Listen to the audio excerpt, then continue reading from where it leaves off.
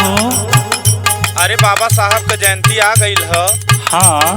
सब केहू गावत बजावत बा। अब तुहू कुछ सुनैबू कि ना हो? ला सुना। हाँ सुनावा।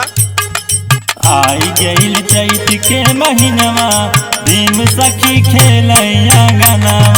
आई गईल चैत के महीनवा, भीम सखी खेलैया गनवा। अरे आई गईल चैत के महीनवा, भीम सखी खेलैया गनवा। आई गईल चैत के महीनवा, भीम सखी खेलैया गनवा। अरे आई गईल चैत के महीनवा, भीम सखी खेलैया गनवा। आई गईल चैत के महीनवा, भीम सखी खेलैया गनवा। और सुना सखी। सुनावा हो। हमारे भीम जी के सखी छोटे छोटे अखिया। छोटे छोटे अखिया हो, छोटे छोटे अखिया। छोटे छोटे अखिया हो, छोटे छोटे अखिया। हमारे भीम जी के सखी छोटे छोटे अखिया। छोटे छोटे अखिया हो, छोटे छोटे अखिया। छोटे छोटे अखिया हो, छोटे छोटे अखिया।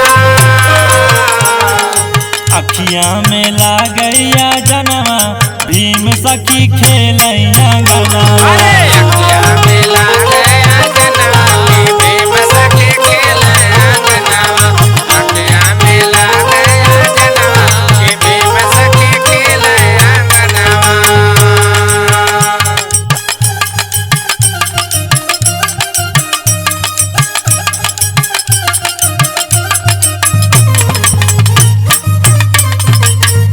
जय भीम।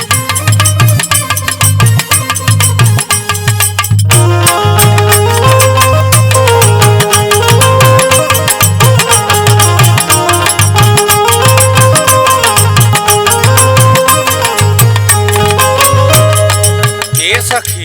का हो? अरे बड़ा नीक लागता है। और आगे सुनावा हो। तला सुना।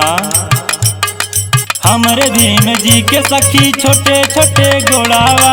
छोटे छोटे घोड़ावा हो, छोटे छोटे घोड़ावा। छोटे छोटे घोड़ावा हो, छोटे छोटे घोड़ावा। हमारे भीम जी के सखी छोटे छोटे गोड़ावा। छोटे छोटे घोड़ावा हो, छोटे छोटे घोड़ावा। छोटे छोटे घोड़ावा हो, छोटे छोटे घोड़ावा। गोड़ावा से डोलाई भावनवा, भीम सखी खेलैया गनवा। अरे घोड़ावा से डोले भावनवा, भीम सखी खेलैया गनवा। घोड़ावा से डोले भावनवा, भीम सखी खेलैया गनवा।